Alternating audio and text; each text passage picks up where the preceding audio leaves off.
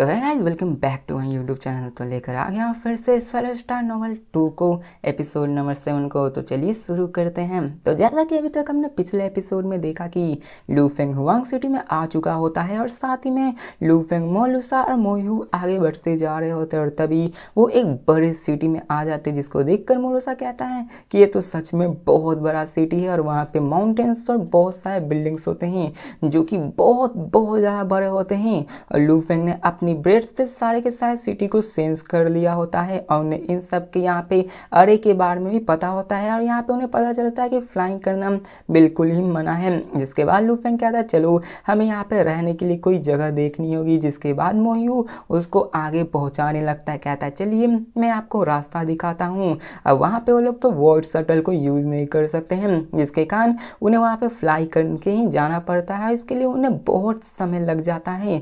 जिसके बाद वो लोग एक पैलेस के पास पहुंचते हैं और बताया जाता है कि उस पैलेस में 3 फ्लोर्स मौजूद हैं जो कि एक बहुत बड़े एरिया को कवर किए रखा हुआ है और उसमें ट्रू गॉड्स की एंट्री और एग्जिट हुआ करती थी, जो कि सिर्फ फर्स्ट फ्लोर पे हुआ करती थी। फर्स्ट फ्लोर मतलब मान लो लोअर लेवल, जिसमें सिर्फ ट्रू गॉड्स ही अंदर बाहर जा सकते हैं।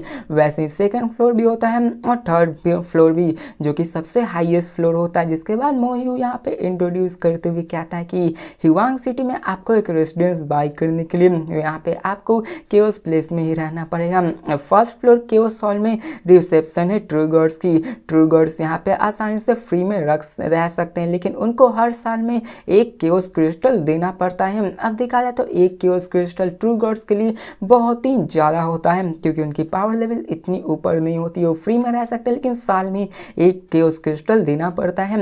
लू फेंग भी हामी भरता है कि ये होना ही है। और बाद में हमें ये भी बताया जाता है कि यहाँ पे जो हुआंग सिटी के जो मेंशन के ऑपरेशन है उसको मेंटेन करने के लिए कॉस्टेड भी बहुत ज़्यादा होते हैं। यहाँ पे 10 लीजेंस उन सबको भी आगे बढ़ाना होता है, हुआंग सिटी के गार्ड्स को भी संभालना होता है और कई सारे ऑफिसर्स और बाकी सारे फॉर्मेशंस को भी मेंटेन करना होता है, जिनकी सप्लाई ये लोग यू एस्टेट्स और मार्केट्स ऑफ जियांग जुआंग से ही लेते हैं। और बताया जाता है कि हाई रैंकिंग लॉर्ड जो कि यू किंगडम से आते हैं, उनके पास बहुत सारी रिसोर्सेज है और उनके पास काउंटलेस ट्रिगर्स है। यहाँ पे सैकड़ों हजारों लाखों की नहीं, काउंटलेस मतलब करोड़ों से भी मिलियंस बिलियंस की बात की जा रही है। जिसके बाद मोहियो उनसे आगे कहता है कि चलिए मैं यहाँ पे आगे इंट्रोड्यूस कराता हूँ। जिसके बाद वो कहता है कि थर्ड फ्लोर यहाँ पे इटर्नल ट्रू गॉड्स के लिए ही बनाया गया है। जिसके बाद लू फेंग मोरोसा को लेकर मोहियो के साथ थर्ड प्लेस पे चला जाता है, जो कि वहाँ का हाईएस्ट पॉइंट होता है।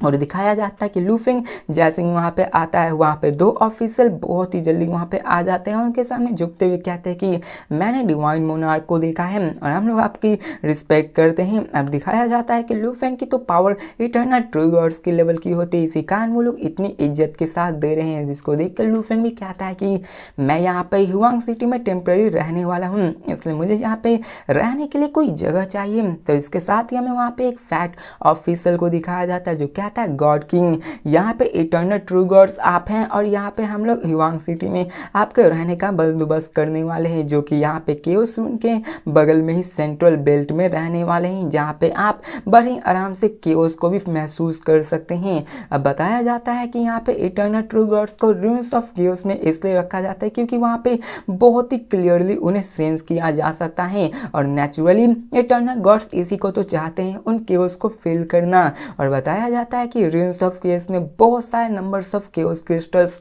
और केओस स्टोन्स रखे हुए हैं ताकि वहाँ पे केओस लॉ को आसानी से पढ़ा जा सके। जिसके बाद फैट ऑफिसर कहता है कि डिवाइन मोनार्क्स प्लीज देखिए इस रिंग ऑफ बेल्ट को, जहाँ पे रून्स ऑफ केओस मौजूद है। यहाँ पे tens of thousands of caves से आप इसमें से किसी एक को चूज कर दीजिए। जिसके बाद वो एक 3 डायमेंशन मॉडल दिखाता है हुआंग सिटी का, जो कि एक मेन हॉल में अपीयर होता है। लू फेंग को चूज करना होता है कि आखिरकार वो कहाँ रहने वाला है। जिसके बाद वो फैट बंदा फिर से कहता है कि अगर आप किसी स्मॉल केव को पसंद नहीं करते तो आप यहाँ पे किसी सुपर लार्ज केव को भी बाय कर सकते हैं, क्योंकि यहाँ पे बिग क्लान्स हैं वो इसी को बाय किया करते हैं। तो लू फेंग वहाँ पे एक स्मॉल केव की तरफ देखता है और कहता है कि यही काफ़ी है। तो लू फेंग वहाँ पर के उस केव को देखकर कहता है कि यहाँ पर तो ये ऐसे ही हैं, और वो उस छोटे से केव को देखता है और वहाँ पे उसे इन्फॉर्मेशन भी उसकी पता चल जाती है कि इसकी वाइड 2 लाख किलोमीटर और इसकी हाइट 1.28 मिलियन किलोमीटर की जितनी होती है, और यहाँ पे तालाब, झील, हर एक चीज़ मौजूद होते हैं। वहाँ पे थाउजेंड्स ऑफ पवेलियंस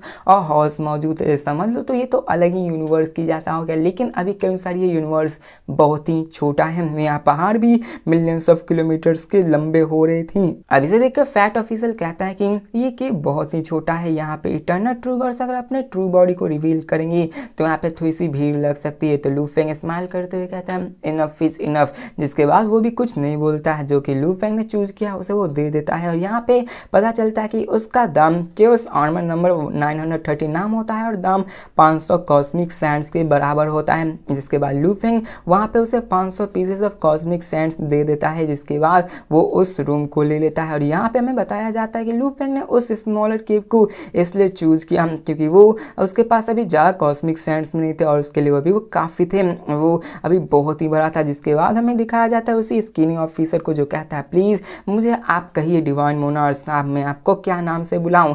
तो लू फेंग यहाँ पे अपना नाम रखता है लुओ रिवल, ना कि लू फेंग। लू फेंग अभी अपने यहाँ पे लुओ रिवल से नाम से जाने जाना वाला है, और लू फेंग ने इसको सीडोनोमिन से ही रखा होता है क्योंकि ये दोनों आपस में सेम थे। जिसके बाद वो स्लिमर ऑफिसर उससे वो टैग दे देता है, जो कि उसका 913 केओस आर्मर नंबर होता है, जिसमें कि वो रहने वाला है। तो लू फेंग भी उसको ले लेता है। जिसके बाद दो ऑफिसर उसको छोड़ने जाते हैं उसी मैंसन में। जिसके बाद लू फेंग भी वहाँ पे चला जाता है, और थोड़ी देर बाद ही वो टेम्पल ऑफ केओस के पास जाते हैं, और हमें लू फेंग को दिखाया जाता है, जहाँ पे लू फेंग मोहियो को तरफ देख कर कहता है मोहियो तुमने बहुत ही मेहनत की है, तुमने कुछ दिनों से हमारी बहुत ही मेहनत की है, हमें रास्ता दिखाया, हो सकता है कि आगे चल के मैं तुम्हारी मदद। और वो कहता है कि अगर तुम्हें फ्यूचर में किसी मुसीबत का सामना करना पड़े तो तुम मुझे समन जरूर कर सकते हो। जिसके बाद वो उसे एक मार्क भेज देता है। अब यहाँ पे मोहियो ये जानकर बहुत ज़्यादा सरप्राइज हो जाता है, और वो यहाँ पे खुश भी होता है। वो कहता है कि ये मेरा ऑनर है एक सुप्रीम लॉर्ड को सर्व करने का, और वो उस टेलीपोर्टेशन मार्क को अपने पास सेव कर लेता है, क्योंकि वो लू फेंग के पास आसानी से टेलीपोर्ट करके जा सकता है। लू फेंग के पास उसकी कॉन्टैक्ट की इंफॉर्मेशन भी आ चुकी होती है। अब देखा जाए तो यहाँ पे उसके लिए इटर्नल गॉड का कॉन्टैक्ट होना ही बहुत बड़ी बात होती है। और लू फेंग इस्तेमाल करते हुए कहता है कि अल्दो देखा जाए तो सिर्फ वर्ड गॉड था, लेकिन उसने उसका मदद इतना ज़्यादा किया था, इसलिए लू फेंग ने कभी ये नहीं चाहता कि वो उसका एडवांटेज उठाए। जिसके बाद मोरोसा को दिखाया जाता है, जो कि उस बंदे से कहता है कि बॉय यहाँ पे दोबारा चांस मिलेगी तो हम लोग जरूर मिलेंगे। जिसके बाद वो लोग वहाँ से चले जाते हैं, और अब फिर उनके जाने के बाद हमें मोयूहू को दिखाया जाता है, जो कि यहाँ पे सीक्रेटली स्माइल करता है, और यहाँ पे वो खुश भी हो रहा होता है। वो कहता है कि मैं मोयूहू बहुत ज़्यादा लकी हूँ, जो कि मुझे ऐसे मर्सीफुल वेनरेबल का सामना हुआ। इन्होंने ना ही मुझे मारा, नहीं मेरे ट्रेजर्स को चुराया, बस मेरी मदद की ताकि मैं इनको रास्ता दिखा सकूँ। यहाँ तक कि उन्होंने मुझे अपॉर्चुनिटी भी दिया आगे जाके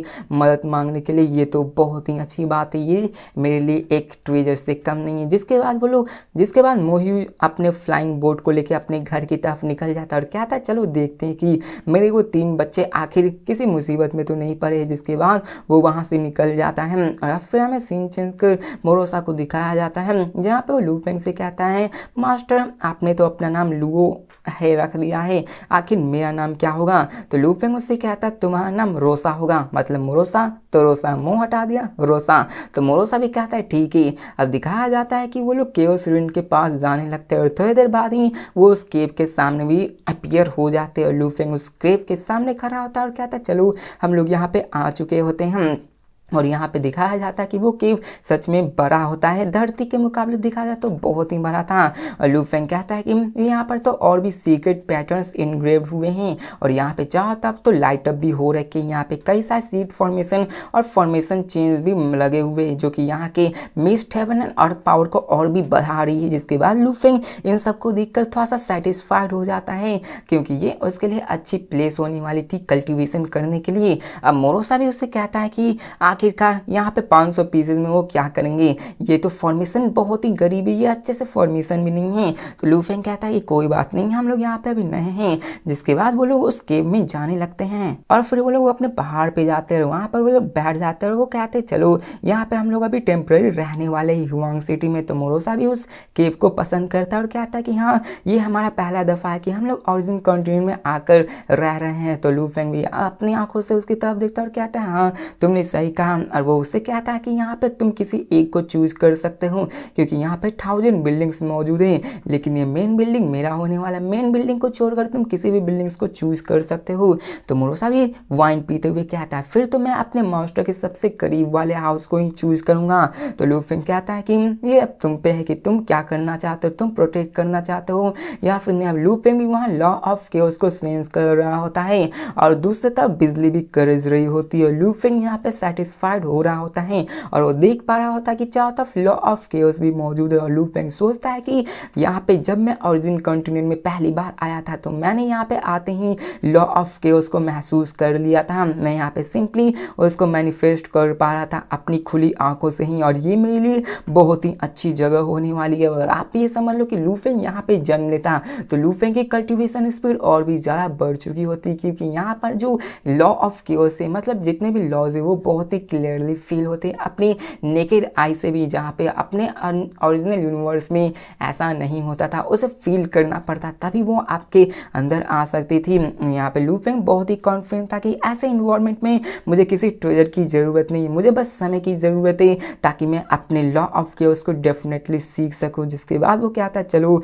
यहाँ पे ये इतना भी मुश्किल नहीं होने वाला है। मोरोसा वहाँ पे पी रहा होता है जहाँ पे लूफिंग तो अपने इस कल्टीवेशन की स्टेट में होता है और मोरोसा भी अपने मास्टर की तरफ देख कर कहता है कि आपने तो प्रैक्टिस में स्टार्ट कर दी है। और वो कहता है कि मुझे यहाँ पे कुछ भी फील नहीं हो रहा है, मैं यहाँ पे किसी भी रूल्स ऑफ केओस को नहीं महसूस कर पा रहा हूँ। अब देखा जाए तो मोरोसा जब से यहाँ पे जन्म लिया तो वो ग्रेट डॉ ऑफ डिस्ट्रक्शन से ही जन्म लिया है। वो सिर्फ खाता और पीता है, उसमें एनर्जी आ जाती है और वो एनर्जी काफ़ी होती है उसे ग्रो कराने के लिए। मतलब ये समझ लो अगर लूफिंग ने किसी ट्रू गॉड को मारा तो सिंपली मोरोसा उस ट्रू गॉड को खा लेगा, उसकी एनर्जी बढ़ जाएगी, वो ब्रेक थ्रू कर सकता है। इसके लिए लूफिंग को ही मेहनत करनी पड़ेगी और यहाँ पे मोरोसा बैठे बैठे ही पावरफुल होता जाएगा। जिसके बाद मोरोसा भी सोचता है कि मैं मास्टर तो बहुत मेहनत कर रहे हैं, मुझे भी यहाँ पे अपने आप को स्ट्रांग बनाना होगा ताकि मैं फ्यूचर में अपने मास्टर को प्रोटेक्ट कर सकूं। लेकिन अभी के मर्तबा मोरोसा थोड़ा स्ट्रेस भी होता है कि आखिर उसे क्या करना चाहिए। तो गाइस इसके साथ ये वीडियो भी खत्म होती है, तो मिलते हैं नेक्स्ट वीडियो में। तब तक के लिए भाई माना ये एपिसोड छोटी है लेकिन अगली एपिसोड बड़ी और फिर अगली एपिसोड बड़ी होने वाली है। तो मिलते हैं नेक्स्ट एपिसोड में, तब तक के लिए बाय।